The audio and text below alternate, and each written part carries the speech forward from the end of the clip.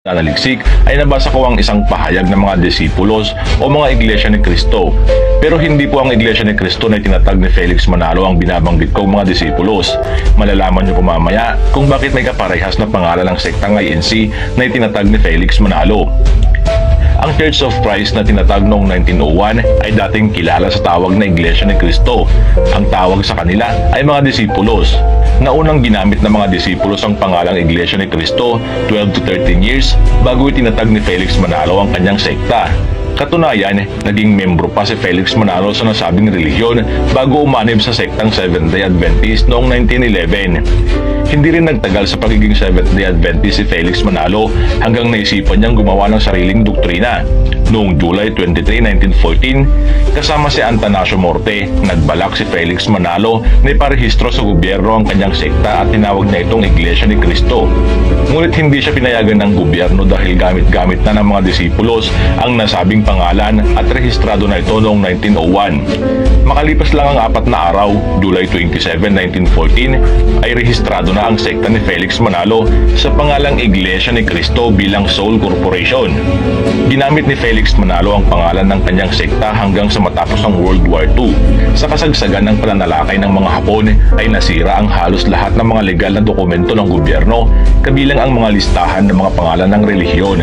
Noong 1948, nagkaroon ng re-registration o muling pagpapatala kabilang ang pangalan ng mga relihiyon. Sinamantala naman ni Felix Manalo ang pagkakataon at ginamit ang kanyang impluensya upang agawin ang pangalang Iglesia ni Cristo mula sa mga disipulos.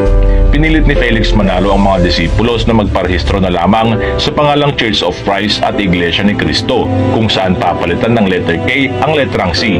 Ngunit hindi pumayag ang mga disipulos. Nagkaroon ng tensyon sa pagitan ng mga disipulos at ni Felix Manalo kung saan tinawag ng mga disipulos na manalista sa mga kaanib sa sekta ni Felix Manalo upang maiwasan ang pagkakalituhan. At sa isang aklat na may pamagat na The Power of the Glory, The Cult of Manalo, a Study of Dynamic Cultism na isinulat ni Ross Tipon, isiniwalat nito ang mas marami pang detalye tungkol sa pang-aagaw ni Felix Manalo sa pangalang Iglesia ni Cristo mula sa mga disipulos. Hindi rin may tatanggi na marami sa mga aklat ng INC na itinatag ni Felix Manalo, partikular sa kanilang mga lumang pasugo kung saan ang nakasulat na pangalan ng kanilang sekta ay Iglesia ni Cristo at hindi Iglesia ni Cristo. Suriin pong maigi ang bawat spelling. Ito ang katotohanan na matagal tinago ni Felix Manalo sa loob ng 10 dekada. Dumako naman tayo sa kanyang mga aral.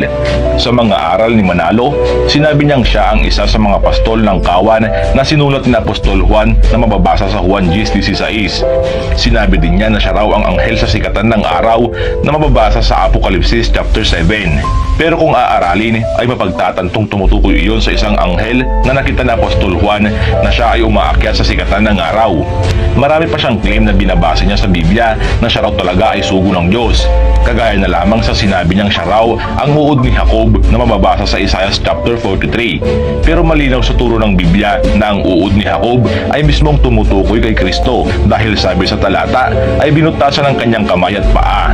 Ang tinutukoy doon ay ang pagpako ni Jesus sa krus.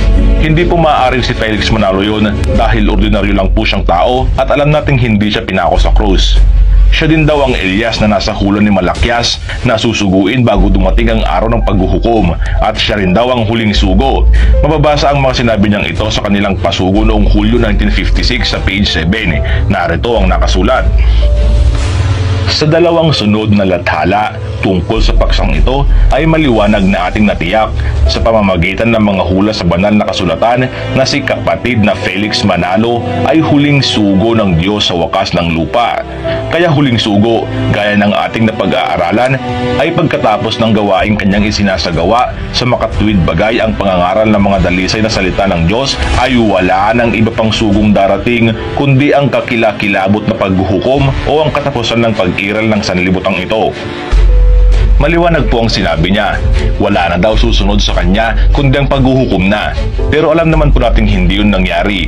Noong namatay si Felix Manalo ay wala pong naganap na paghuhukom, bagkus ay sumunod pa si Eranio Manalo at pagkatapos ni Eranio ay sumunod din si Eduardo Manalo. Nasaan po ang pagkahuling sugo at nasaan ang pagtatapos ng mundo pagkatapos may pangaral ni Felix ang mga aral niya? Lalabas po dyan na hindi siya ang huling sugo dahil mayroon pang sumunod sa kanya. At ang isa pang nakakaintrigang sinabi ni Felix Manalo ay ang mga sinulat sa pasugo nila noong November 1976 sa page 14 na nagsasabing siya ang binhi ni Abraham. Narito ang kanilang pahayag. The prophecy states that he whom God had chosen or taken from the ends of the earth, the fulfillment of which is undoubtedly Brother Felix Manalo.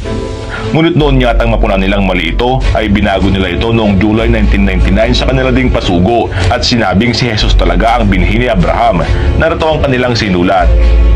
There is only one whom God acknowledges as the seed of Abraham, the Lord Jesus Christ.